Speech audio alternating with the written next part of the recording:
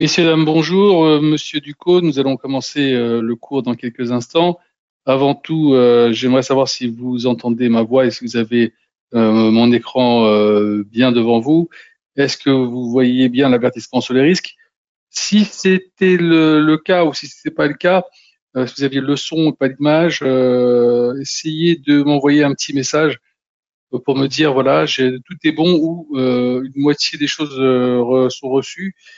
Vous avez un chat sur le côté en haut à droite de votre écran. Il y a un trait rouge, une flèche rouge. Essayez de m'envoyer un petit truc pour me dire tout est OK. J'attends votre retour. D'ici quelques secondes, vous allez revenir, le temps que les retardataires puissent se connecter. À tout de suite. Bon, rebonjour à toutes et à toutes. Nous allons enlever l'avertissement sur RIG. Je pense que tout le monde a pu prendre connaissance. Nous allons commencer le cours. Alors, je ne sais pas si ça quelque chose, un produit vous intéresse, mais moi je vais peut-être faire le cours sur le gold. Je pense que le gold, ça peut être quelque chose d'intéressant en ce moment. Il a quand même des variations assez intéressantes. Donc on va commencer sur le gold. Alors, ouvrir graphique. Voilà. On va reparamétrer le graphique pour pouvoir le travailler. L'arrière-plan, moi je le mets ici en kaki. Le texte en noir. La grille, je la fais disparaître, je la mets en kaki. La barre haussière en bleu. La barre baissière en rouge, la bougie haussière le même bleu et la bougie baissière le même rouge. Le reste, je ne touche pas, je fais juste OK. Voilà. Je vais mettre ici, je vais chercher un petit peu à grossir le graphique. Je vois que je suis bâtonné. Nous, on veut travailler en candlestick. Donc, je vais ici, candlestick. Maintenant, ici, j'ai les unités de temps. En ce moment, je suis en H1. On va se mettre en D1, c'est-à-dire en daily. Ce qui veut dire que chaque bougie représente une journée de cotation. D'accord? Voilà. Donc là, maintenant, vous avez déjà votre graphique qui parle un peu plus. On le grossit un tout petit peu pour avoir.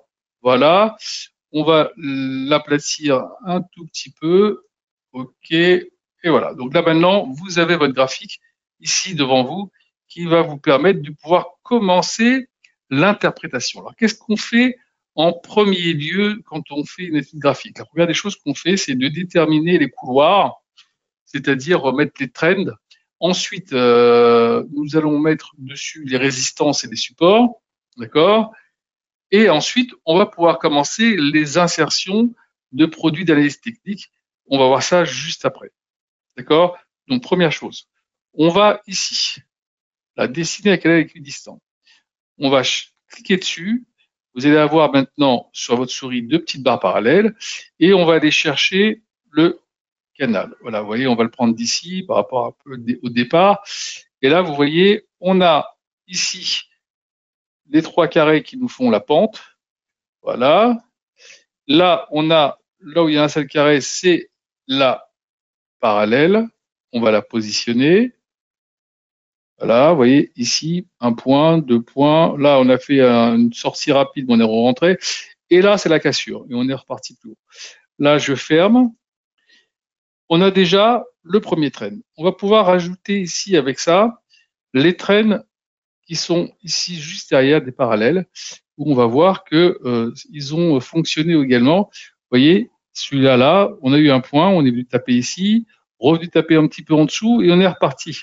Voilà, donc un nouveau train juste au-dessus qu'on va aller chercher ici. On l'a là, voilà, et on va mettre une parallèle. Vous voyez, là, on l'a ici.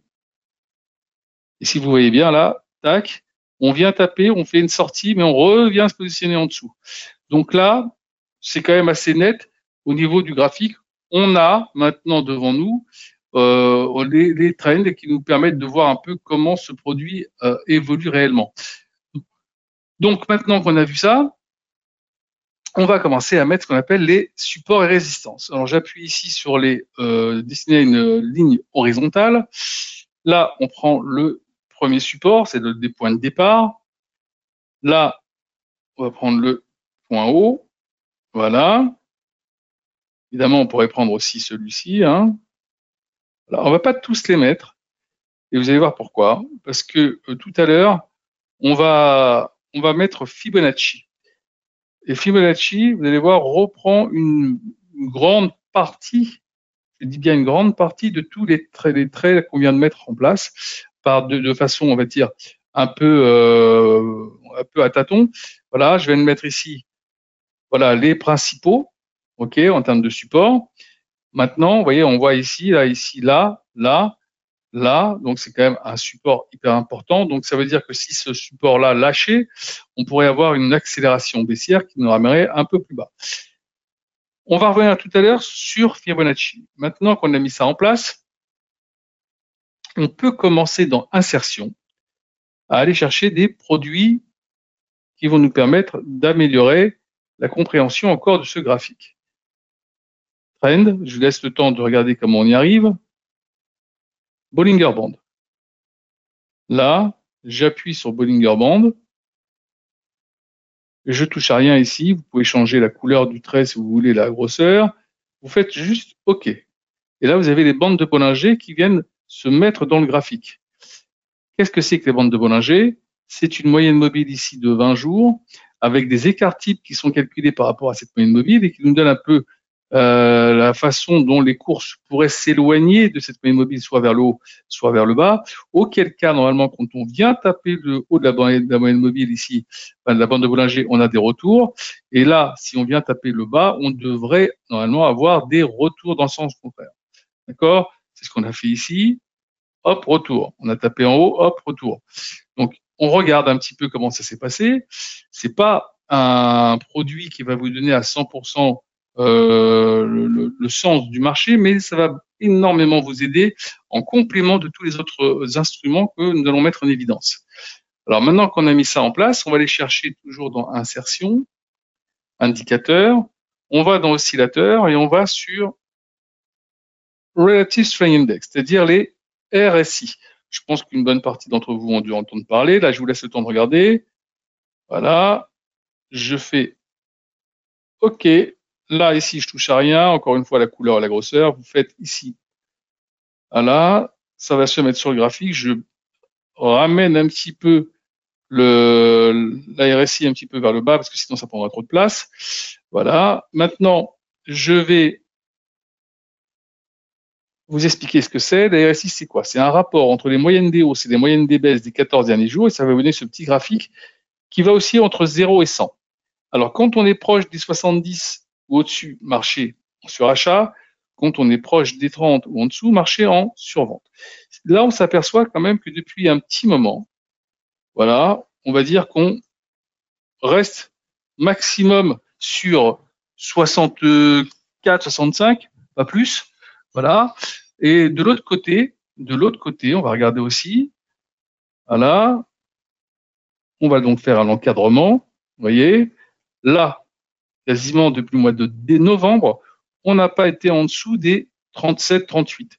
Donc ici, on peut se dire, je dirais pas avec une grande à 100%, que on pourrait atteindre. Ici, je vais remettre celle qui est juste derrière, mais on pourrait atteindre la limite baissière de ce produit si on vient taper ce premier trait. Pour le moment, en tout cas.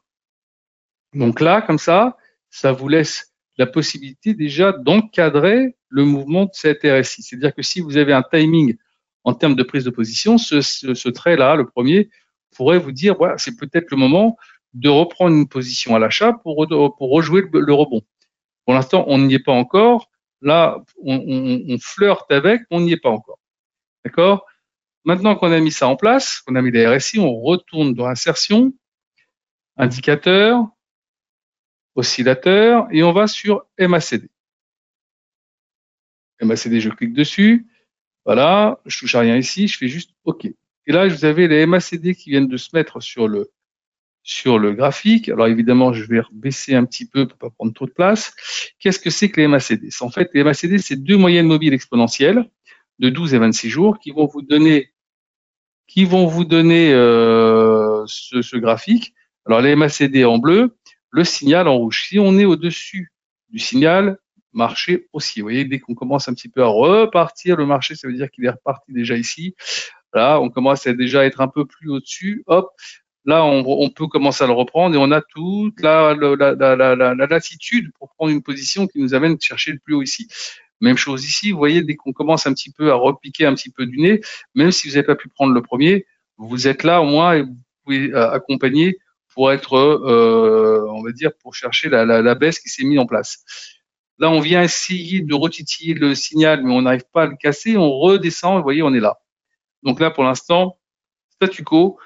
Là, on est sur un point bas avec une petite tentative de repiquage vers le haut, mais là, pas de signal de reprise. Donc, pour l'instant, très compliqué de reprendre une position. On voit bien que cette résistance qu'on a mis ici, enfin ce support, est assez solide.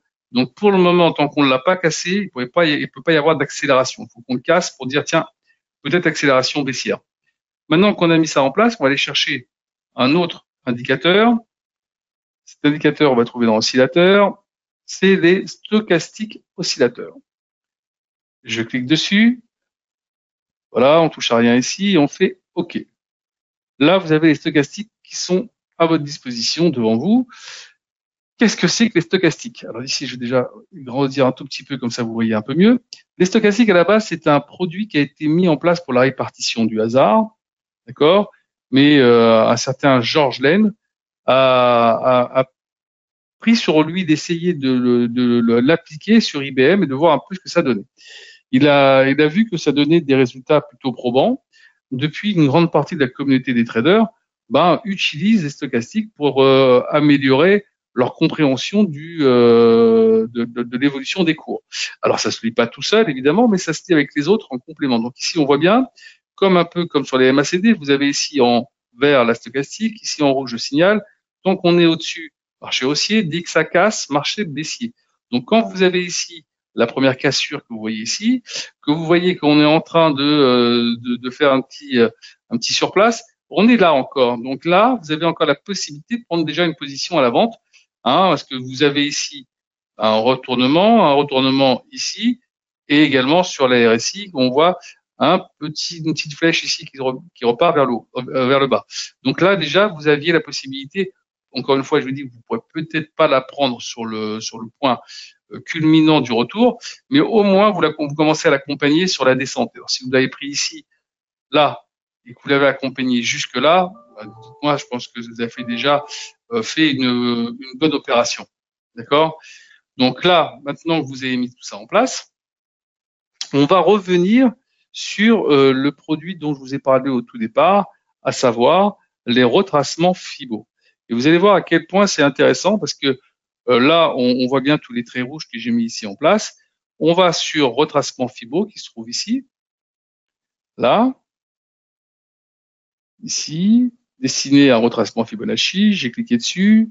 Voilà, vous voyez sur ma souris, maintenant j'ai plusieurs horizontales parallèles. Je prends le départ de mon trend, je garde mon clic gauche enfoncé et je l'amène sur le point haut. Voilà. Donc évidemment, celle-là, elle disparaît. Celle-ci, c'est quasiment la même, donc on peut l'enlever. Celle-ci, elle est complètement confondue. Je rappelle qu'on avait mis des droites, enfin des supports et des résistances de façon un peu, on va dire, un petit peu à la louche. Donc celle-ci, on va les garder, celle-ci aussi. Voilà, vous avez là maintenant tous les retracements possibles en cas de baisse. Donc ici, vous avez ici un premier support qui pourrait être aux alentours des 3160. D'accord? Si celui-là venait à casser, vous avez le deuxième ici, retracement 50%, ici aux alentours des 3050 à peu près. Donc voilà, vous avez déjà les objectifs au cas où on avait une accélération baissière. Maintenant, vous pouvez vous dire que si ça tient là, de ce côté-là, le prochain objectif, c'est de remonter chercher les autres éléments que vous avez devant vous. Maintenant que vous avez mis ça en place, d'accord, vous avez la possibilité, et ça c'est même pas une possibilité, je pense que c'est même important, d'aller continuer à faire une petite insertion, là, indicateur, trend, moving average. On va prendre la moyenne mobile des 200 jours. Voilà, on est largement au-dessus, évidemment. On va mettre 3 moyennes mobiles qui sont assez regardées pour pouvoir voir un peu comment ça se comporte. Trend, moving average. On va prendre maintenant la moyenne mobile des 100 jours. Voilà, on va les changer de couleur, évidemment. Bah, là, on va mettre un bleu. Hop, voilà. Évidemment, on est aussi au-dessus. Voilà. Et la dernière, je vous rappelle que vous avez déjà la moyenne mobile des 20 jours avec la bande de Bollinger. Insertion, indicateur, trend, moving average. Évidemment, c'est la 50 jours. On va y trouver une autre couleur, quelque chose qui pourrait se ressortir un petit peu. On va prendre ça, voilà. Très bien. Voilà, on est pile poil dessus. Vous voyez, on vient taper sur la 50 jours, qui est le bas également de la bande de Bollinger. Donc, un support intéressant. OK. On s'aperçoit quand même que depuis quelques temps, à chaque fois qu'on vient taper sur la moyenne mobile des 50 jours, il y a des rebonds qui se font. Donc, pourquoi pas? On pourrait avoir peut-être un petit retournement d'ici peu, peut-être après encore une autre tentative d'aller rechercher encore ce point bas aux alentours des 3190 ou voilà autour, et derrière d'avoir le rebond attendu, parce que si il fait la même chose qu'il a fait là, là, là, voilà, donc on peut se dire que cette moyenne mobile des 50 jours à quelque chose de solide actuellement. Donc on doit la garder en ligne de mire, c'est important. Ça, c'est juste primordial quand on a fait ce genre de schéma. Je vais grossir un petit peu. Voilà, vous avez ici donc la moyenne mobile, on est juste pile poil dessus, hein. On n'est pas très très loin en tout cas. Maintenant que vous avez fait ça, évidemment, on pourrait rajouter énormément d'autres choses, hein, que ce soit l'alligator ou comment ça s'appelle ça, Shimoku, tout ça. Mais Shimoku, si vous le mettez, alors là, vous n'allez plus rien lire sur votre graphique, ça serait un peu dommage. D'accord? Donc évitez les surcharges, sinon après vous allez plus avoir la possibilité de vraiment bien lire votre graphique. Là déjà avec ça, vous avez suffisamment d'éléments pour prendre des décisions dans les heures ou dans les jours qui arrivent, peut-être même ce soir ou demain. Vous aurez certainement un peu plus de certitude. Là, pour l'instant, vous êtes encore dans l'observation. Vous allez voir un petit peu ce qui va se passer. Est-ce que ici, on va avoir un repiquage vers le haut? Est-ce que là, on va commencer à avoir une MACD qui va peut-être être à égalité ou remonter un peu? Est-ce que cette tendance peut-être à vouloir repartir vers le haut se confirme, ou on va aller buter sur cette ligne rouge sur laquelle ces derniers temps, à chaque fois, on est venu titiller. Donc voilà un peu ce qui est pour l'instant de votre domaine de réflexion et d'observation. Quand vous avez terminé ça, voilà, vous êtes plutôt pas mal. Alors n'oubliez pas une chose, hein, vous n'allez pas refaire les graphiques à chaque fois. Vous allez ici, vous allez dans enregistrer le graphique.